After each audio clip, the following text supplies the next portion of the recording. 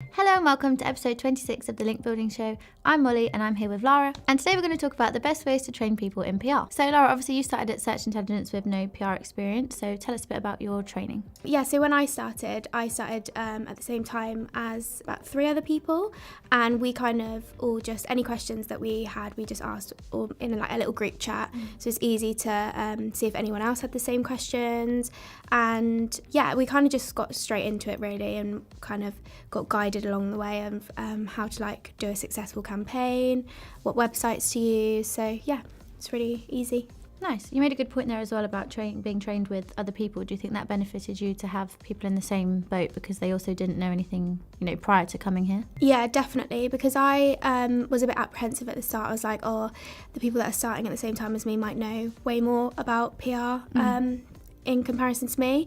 But it turns out that I think quite a few of the other people didn't have any experience either, which was like almost a weight lifted, but then at the same time we were able to kind of like see how well we are progressing as a group, like all together, and like all the things we were learning like way sooner than what I expected, so that was quite cool. Yeah, that's nice, because you raised a good point about how, it's quite scary to start, for me as well, it was quite scary to start a job where you had no prior experience at all, like especially in an industry, because I don't think we were taught very much about it in school or anything like that, so it was a completely new industry, and then to start with other people must have been quite comforting. So obviously when you were trained before, we had a different system where we did it, for example, Maddie and I would train everybody on Zoom or verbally in person, and now we have a system where we have a proper like onboarding system where there are videos and quizzes and things like that. Yeah. So do you think it's beneficial to have those videos to kind of play back, because obviously when we spoke about it, if you hadn't written it down you could forget it, for example, but now you have those videos as reference? Yeah, I think it's a really good way of training people, because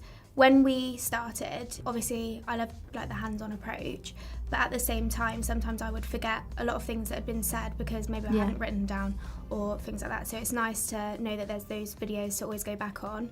And we did have training videos at that time, not like by us, just ones on YouTube and whatever, but it's nice to see people that you actually work with going through the videos, like you and Maddie actually going through the videos, because like we know your personalities and like we know like what you're like, so it's nice learning from someone that you know rather than just everything being on YouTube, which is quite nice. Yeah, that's nice. And then do you think it's good that, because all the videos that we have here now are videos where we talk over a screen share, for example, so you have the intro of what the video is going to be about, and then you get to watch us practically do something so that you can watch it as well as listen to it. Do you think that's helpful, or would you rather somebody just talk at you, for example?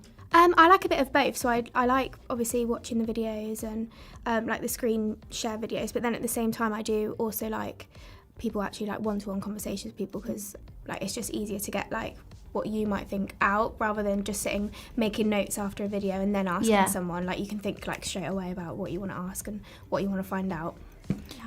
And for you, do you think it's been harder to be trained on, for example, like the writing side of things in PR, or like the mathsy side, like the data analysis? I think data analysis, yeah, because like I've had like writing experience before, obviously from school and uni and everything, but actually like I didn't realise how much data would be involved, and it's literally pretty much all data, so yeah, I thought that bit was the most like difficult bit to learn, but then at the same time once you've got it you kind of like it makes it easy. It's like a formula like for everything, like every campaign you do, it's like an order of things you go through in your head, and then you just know, like once you've learnt it, and it's a lot easier. Yeah. So how would you train someone with experience, like from uni or? Yeah, so I think obviously it's quite hard because you don't want to, do the exact same things as all the people with no experience, because you don't want to appear patronising, or you don't want to, waste some time going through something that somebody already knows. But on the other side of that, they do have to go through the same systems as us, because, for example, if somebody's at a different agency, they may have different approaches, use different systems. So we do have to take them through some of those. So it's finding the right balance of what somebody knows, not overloading them with the same information, but still making them match up with our expectations, for example, and the way we do things. So in those times, it's just more about having those conversations about what they already know, and then the things that they would like us to go through. Because sometimes some people would just want to go through the same system as everybody else, and sometimes people would want less, hands-on from us, and that's fine. So it's just about that person, I would say. So for anybody who's just starting out in the PR industry, or is just about to get trained, what kind of tips would you give them? I would say watch as many videos as you can. Obviously the training videos, they're a great start. And then also definitely don't try not to compare yourself to other people and how fast other people around you are like getting links and how successful they're being, because like that you'll have that time, like that time will come for you. And yeah, just be great. Perfect. And then also I think it's like you say, it's about having that, also being confident to ask questions, because I think it's really important to not sit there and think, oh, I don't know this but I'm too nervous to ask, because people there's people out there in the industry that would answer your questions, and especially in our company, if people love questions, so it's good to just reach out and get all the advice that you need. And I also think like I might have a question and then I'll think it's a really silly question, and then I'll ask it, and then turns out like 3 other people were wanting to ask the same question anyway. So yeah, exactly. So you might as well do it. Yeah. Yeah. So thank you for watching this episode of the Link Building Show. We hope you've enjoyed our insights, and we'll see you next time.